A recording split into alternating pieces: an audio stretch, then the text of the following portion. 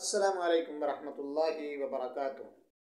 क्या सऊदी अरब के अंदर 25 दिसंबर को सरकारी छुट्टी थी और सरकारी सतह पर क्रिसमस मनाया गया? ऐसा हरगिज़ नहीं है, बल्कि सऊदी अरब वो मुल्क है जिसकी खुद अपनी आबादी 3 करोड़ के लगभग या इससे कुछ ज़्यादा है। बाकी जितने भी हैं यहाँ दीगर ममालिक के लोग हैं, बल्कि हर मुल्क का आदमी आपको मिलेगा, बाशिंदा मिलेगा। और ज़्यादातर यहाँ पर सयाह आते हैं। तो सयाह जब आएंगे तो उनका अगर कोई त्यौहार होगा वो अपने तौर पर मनाएंगे। और फिर उसके बाद सऊदी अरब के अंदर ऐसी कंपनीज हैं कि जिनके अंदर आपको हर मज़हब का आदमी मिलेगा, कलीदी ओहदों पर मिलेगा, बड़े बड़े ओहदे हैं, क्योंकि जाहिर सी बात है काम करने वाले तो यहाँ पर हर कंपनीज के अंदर मौजूद हैं। इस सिलसिले में सरकारी सतह पर कोई ऐसा एहतमाम किया गया और बतौर ख़ास जो वली अहद को बदनाम किया जा रहा है कि मोहम्मद बिन सलमान की जिद्दत पसंदी इंतहा पर है, ऐसा कोई मसला नहीं है। क्योंकि 25 दिसंबर को हम खुद यहाँ रियाद में रहते हैं, हमें सब पता है। अब जाहिर सी बात है अगर वो लोग किसी मॉल के अंदर गए हैं और वहाँ पर जाकर कोई तकरीब मुनाकिद हुई है, उसमें अगर तमाशा भी आ गए हैं, तो इसका मतलब ये नहीं है कि कुछ सरकारी सतह पर एहतमाम हुआ है, बल्कि यहाँ तो हर मज़हब वाले को अपने तौर पर अपने त्यौहार के मनाने का हक़ है। और इस्लाम इस सिलसिले में कोई बाजू भी किसी का नहीं पकड़ता, लकुम दीनुकुम वलिय दीन। लेकिन इसको इशू बना लेना, और हिंदुस्तान के बाद अखबारात की जो मैं सुर्खियाँ देख रहा था मुझे बड़ा ताज्जुब हुआ।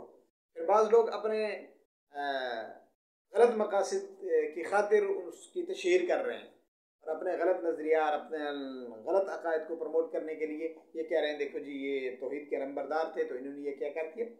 दोस्तों, हमारा एक अलमी है आज मुसलमानों का कि हम बात बस सुनने के मुंतज़िर रहते हैं कि हमें कोई बात मिले, फिर फ़ौरन उसको सोशल मीडिया पे हम शेयर कर देते हैं।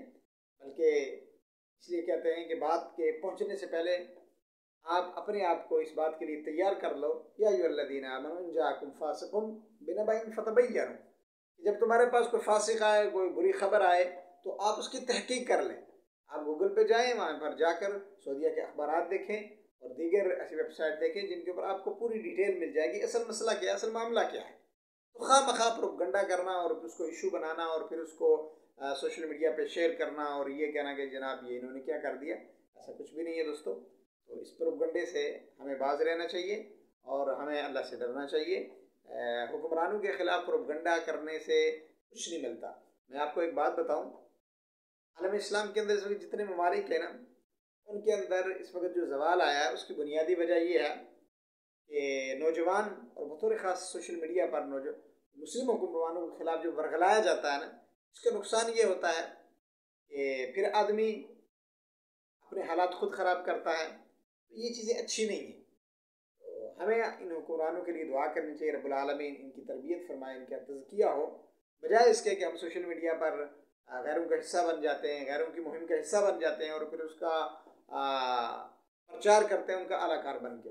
दोस्तों, ये एक मेरे पास एक चीज़ थी तो मैंने सोचा मैं इसके ऊपर इसकी असल हकीकत क्या है आप हज़रात से शेयर कर दूँ। अस्सलामु अलैकुम वरहमतुल्लाहि वबरकातुहू।